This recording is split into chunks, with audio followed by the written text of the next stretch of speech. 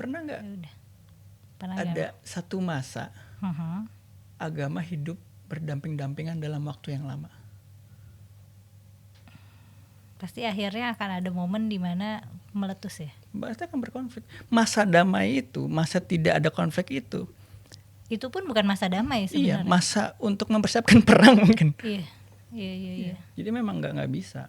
Makanya kalau dipikir-pikir, ya nggak bisa. Kita nggak pernah bisa untuk hidup tanpa konflik jika masih ada label-label itu. Agamanya bikin sama deh, semuanya masuk Islam. Waduh. Bahkan ya satu agama aja tuh sering berkonflik. Bener. Bahaya sang satu agama aja sering konflik, apalagi beda agama. Udah fakta itu, nggak bisa sesuatu keniscayaan, pasti akan berkonflik. Bang Ezra, aku kan suka lihat kamu tuh aktif ya di komunitas lintas agama yang mempromosikan toleransi gitu. Sebenarnya tuh kegiatan-kegiatan komunitas kayak gitu tuh untuk mewujudkan toleransi agama itu kayak gimana sih? Dan efektif nggak? Kegiatan-kegiatannya.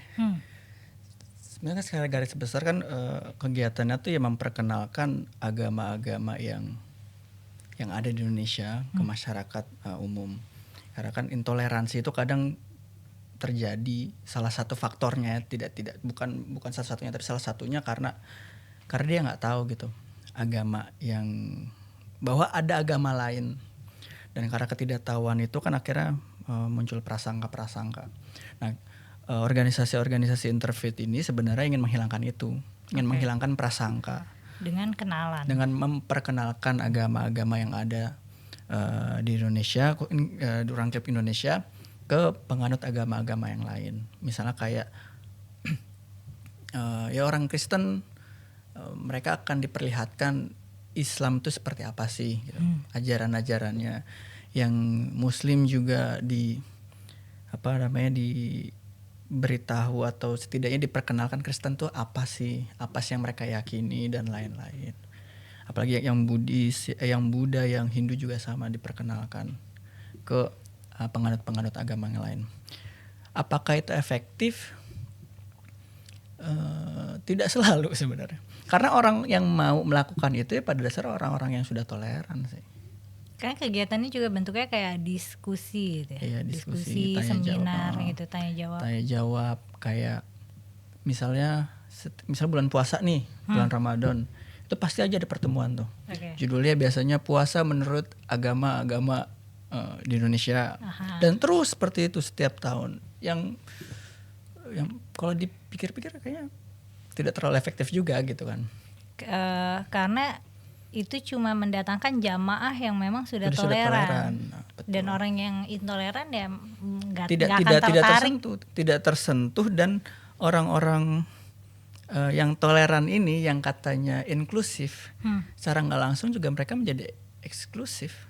Mereka tidak mau menyentuh itu, entah karena takut atau karena misalnya karena takut nggak nyambung, susah nggak itu. Benar-benar takut nggak nyambung, takut nggak sefrekuensi, takut menempatkan dirinya jadi target ancaman juga mungkin. Betul, bisa jadi begitu. Terus kan diskusinya banyak, kayak kadang-kadang ngerilis tulisan atau buku, tapi ya paling yang baca juga yang emang udah toleran ya. Kayak dulu saya pernah ada 3 buku kan. Apa? Dulu di Melangkahi Luka itu yang ngeluarin dari Jakarta Bandung. Jakarta Bandung tuh salah satu organisasi lintas iman di Bandung, itu yang paling besar di Bandung. Terus saya nulis di situ. Terus ada satu lagi tentang ekologi. Ya kayak bapak-bapak. Ya ekologi menurut ekoteologi. Jadi ekologi dilihat dari sudut pandang teologi. Aku nggak paham. Jadi agama melihat bagaimana sih melihat masalah-masalah ekologis. Masalah ekologis gitu. Gimana? Maksudnya coba kasih contoh satu. Ya. Misalnya kerusakan lingkungan kalau dilihat secara teologis. Ya kan kalau misal di ini Yahudi aja ya, yang gampang. ya kayak banyak argumentasi di ya di Yahudi, baik itu di Talmud, di Mishnah atau di karya-karya Rabi yang memang bahwa masalah ekosistem itu memang masalah yang memang harus jadi, bahkan itu apa ya, masalah yang harus diperhatikan yang paling utama. Dengan argumentasi misalnya bahwa Tuhan tuh menciptakan alam terlebih dahulu sebelum manusia, dan itu berarti kenapa manusia diciptakan terakhir ya karena untuk menjaga. Nah jadi ya kayak gitulah, dan lain-lainnya. Dan ya yang baca itu ya memang orang-orang yang memang sudah toleran. Jadi tidak menyentuh ke situ, tidak menyentuh ke masyarakat yang intoleran. Dan orang-orang yang peduli lingkungan nggak butuh Nggak kacamata butuh teologis. kacamata teologis, betul. Mungkin juga itu kan karena keresahan kita ya, kayak keresahan misalnya kenapa sih di mimbar-mimbar rumah ibadah itu jarang yang berbicara tentang lingkungan. Padahal itu salah satu yang paling urgent. Paling urgent. Kita tuh terkadang selalu ngomongin surga, ngomongin langit, padahal kita kan masih nginjak bumi nih. Betul. Kita selalu ngomongin ini itu, tapi kita nggak pernah lihat langsung apa yang ada di depan kita. Kita nggak pernah melihat bagaimana tempat kita hidup. Kita selalu berbicara tentang tempat hidup kita nanti. Tapi kalau suatu acara lintas agama yang menurut Abang yang menurut Bang Ezra paling impactful itu tentang apa? Apa ekoteologis tadi? Sekarang sih iya itu ekoteologis. Karena lagi ini kan lagi banyak banget yang penggemarnya lah kasarnya. Oh itu. Sama ekofeminisme. Jadi bagaimana peran perempuan terhadap lingkungan. Biasanya itu satu itu tuh sama acara ekoteologis. Peran agama dan peran perempuan terhadap. Kalau ekofeminisme misalnya gimana? Oh, saya bukan feminis. Next. Kenapa kamu bukan feminis? Tolong diralat itu. Enggak, ini mau di take out. Enggak. Gimana? Kenapa kamu bukan feminis? Enggak, bercanda tadi. Oh, bercanda. Enggak. Cuma contohnya ekofeminisme tuh gimana? Karena kan gini, misalnya perempuan itu kerap dijadikan kambing hitam atas kerusakan ekosistem. Misalnya perempuan dilihat sebagai makhluk yang konsumtif. Oke.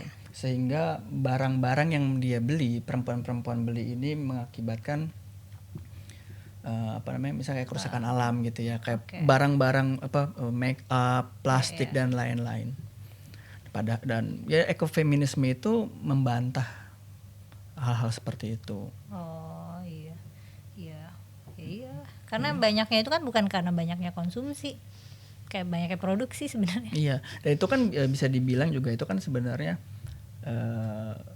ya korban kapitalisme. Asik. Iya benar. Ini korban kapitalisme bahwa. Ya, benar-benar korban kapitalisme sebenarnya. Bagaimana kapitalisme membungkus kecantikan. Dan itu bikin ya anggaplah perempuan-perempuan, misalnya kalau misalnya di situ bilangnya perempuan spending more gitu untuk misalnya anggaplah pakaian, kosmetik atau apa gitu. Itu ekofeminism. Ini aku agak nggak paham nih antara merging dua sikap itu paling impactful. Kenapa? Karena lebih bisa dikerjakan secara nyata. Dan ditambah lagi kan itu akan bekerja sama dengan organisasi-organisasi yang lain, organisasi perempuan, organisasi pecinta lingkungan dan lain-lain. Itu lebih banyak dampaknya dibandingkan hanya ngomongin diskusi agama ya. Karena ngomongin diskusi agama doang lebih nggak ada dampaknya. Nggak ada sama sekali, bahkan buang-buang waktu. Kenapa kamu ngerasa itu buang-buang waktu diskusi lintas agama? Kamu kan suka hadir di acara diskusi lintas agama. Diundang itu sebagai pembicara aja. Setelah pulang kan ya udah saya tidak ikut-ikutan lagi. Karena apa ya? Karena kenapa lihat deh sekarang intoleransi masih bahkan makin parah kan. Ya, aku nggak tahu datanya. Apakah datanya makin parah? Ya makin parah. Intoleransi di Indonesia tuh makin parah. Bisa dibilang ya tidak ada perubahan yang signifikan lah. Tapi menurut kamu itu akarnya kenapa? Akarnya karena nanti agak sedikit filosofis nih.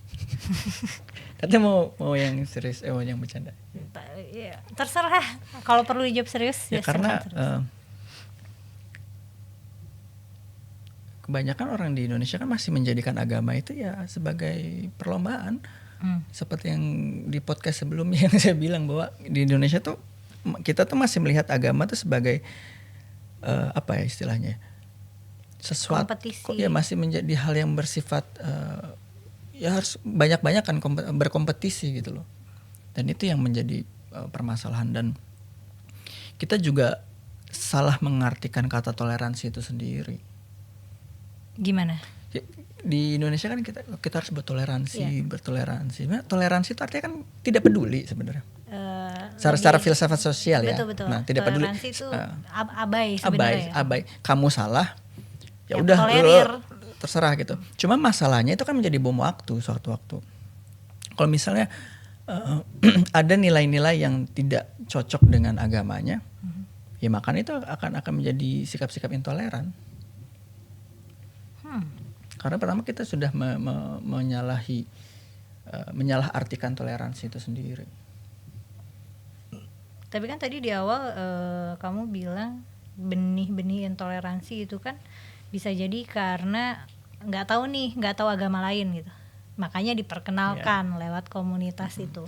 Tapi kan diskusi lintas agama itu buang-buang waktu. Jadi sebenarnya itu lebih baik didiskusikan atau sekalian nggak usah.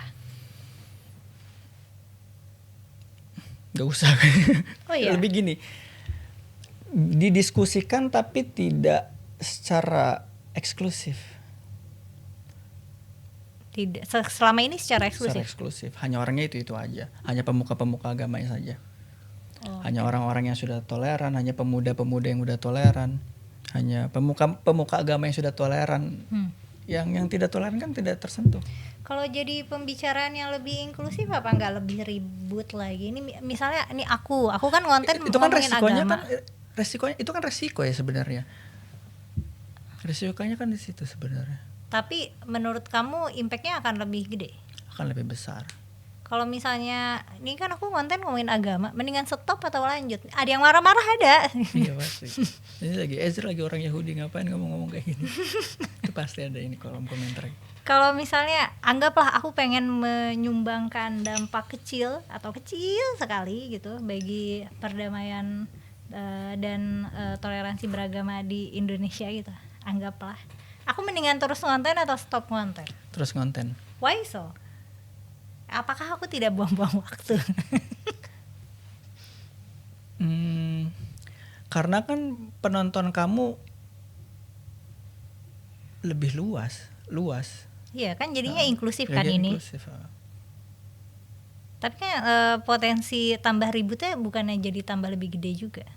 Tadi risikonya worth nggak menurut kamu? Yang tadi kata kamu itu kan risiko. Kamu ngerasa nggak setelah konten kamu yang banyak ini banyak akhirnya orang berubah pikiran? Ya kan aku nggak nge-track ya, maksudnya dari kayak development saat per penonton ya. Cuman kalau secara penerimaan publik secara umum dulu tuh penolakannya banyak banget kan. Sekarang sampai lebih dimaki-maki aneh-aneh gitu. Sekarang lebih banyak yang nerima sih. Yang maki-maki aneh udah mulai jarang. Ya, bisa jadi itu kan indikasi bahwa memang akhirnya konten-konten kamu tuh ya punya dampak yang besar. Atau bisa jadi udah ketemu sama penontonnya aja sebenarnya yang udah intoleran mah tetap aja kali ya. Iya kayaknya. Ya, terus apa lagi? Ini konten. Berarti enggak, jadi sebenarnya nih kalau kita mau, karena aku ngerasa kayak toleransi di Indonesia tuh menurut aku semu gitu. Kita menjadikan keberagaman apa itu kayak jargon aja. Iya betul, memang itu yang aku rasain sih. Selama ini kita selalu toleransi. Tapi nggak ada bukti, nggak ada, bahkan pemerintah pun tidak apa ya. Kan banyak banget bahkan kasus-kasus intoleran yang dilakukan oleh pemerintah kan. Misalnya kayak yang bukan pemerintah secara luas, tapi kayak misalnya pemerintah daerah. Kayak kemarin yang ASN itu, Apa? yang orang mau ibadah harus ada izinnya katanya. Itu kan pelakunya ASN. Kadang ya pemerintahnya aja tidak bisa mewujudkan itu. Apa yang mau diharapkan? Berarti kalau misalnya kita ingin mencapai perdamaian dan toleransi antar agama, itu Nggak bisa selama gini. Selama kita masih ya melabelkan diri ya, menurutku ya, selama saya masih bilang saya Muslim, saya Kristen, saya Hindu, saya Yahudi, itu konflik tuh akan terus ada. Itu hukum, itu fakta sebenarnya. Selama saya masih memisahkan diri saya dari kemanusiaan, bahwa saya melabelkan diri A, B, C, itu akan selalu ada konflik. Nggak akan pernah ada toleransi sebenarnya. ya udah ya. Terus gimana? Pasrah. Jadi ateis.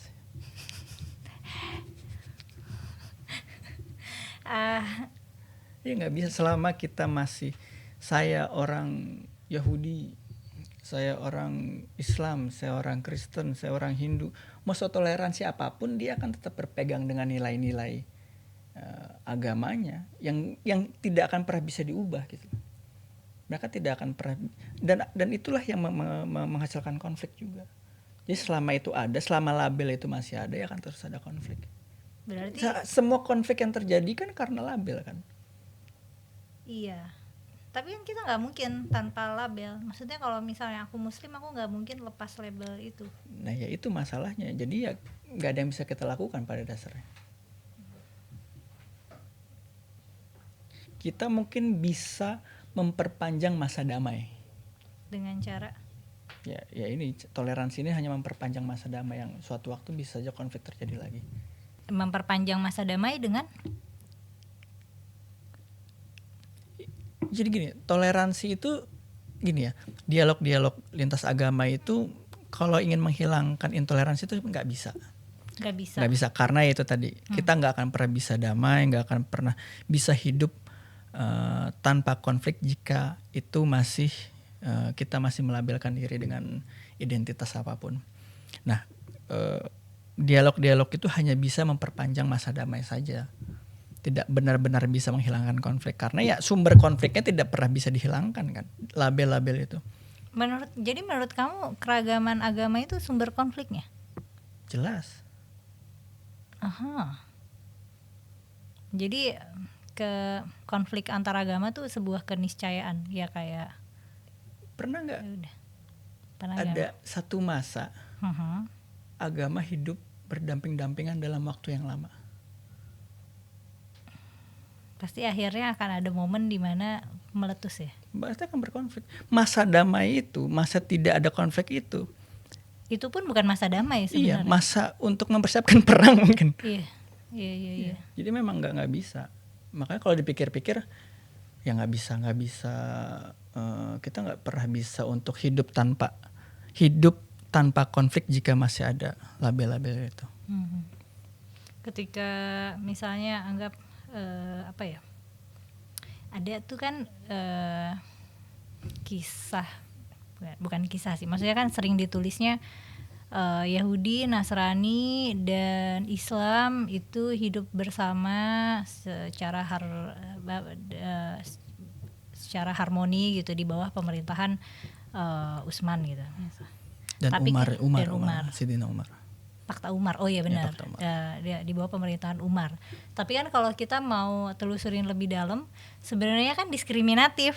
Ada pembatasan-pembatasan yang sangat diskriminatif yang dilakukan pemerintahan Umar ke umat Kristen dan Yahudi gitu. Jadi sebenarnya tidak berdampingan dengan tidak seperti klaim orang-orang gitu. Berdampingan dengan Benar, syarat. berdampingan dengan syarat. Dan jadinya ya emang tinggal nunggu konflik aja Tinggal gitu. konflik. Selama tidak diperlakukan setara, pasti akan ada resistensi. Ya, makanya saya bilang kan ribuan tahun agama ada, ya udah ribuan perang juga yang orang-orang yang agama-agama ini buat, karena yang nggak bisa. Tapi kan nggak mungkin juga semua orang jadi ateis. Nggak ada yang nyuruh ateis.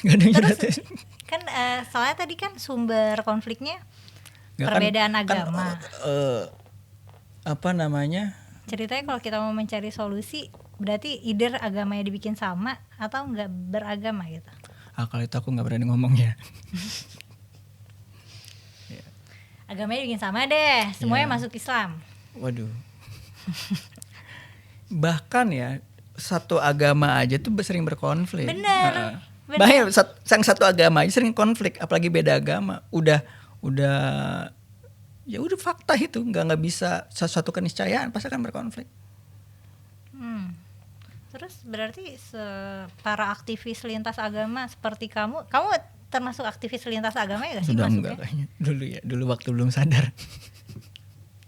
Oh berarti kamu ada titik optimis. Iya, ada titik sangat-sangat optimis bahwa karena kan dulu akhirnya kan orang-orang kayak saya kan bertemannya dengan ya yang toleran kan, kayak ngeliat banyak banget orang yang toleran, kayak bisa nih seenggaknya mengurangi konflik di masyarakat.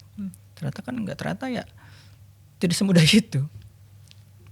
Ternyata akhirnya sadar bahwa masalahnya tuh ya keberagaman agama itu sendiri, karena keberagaman agama itu keberagaman ideologi.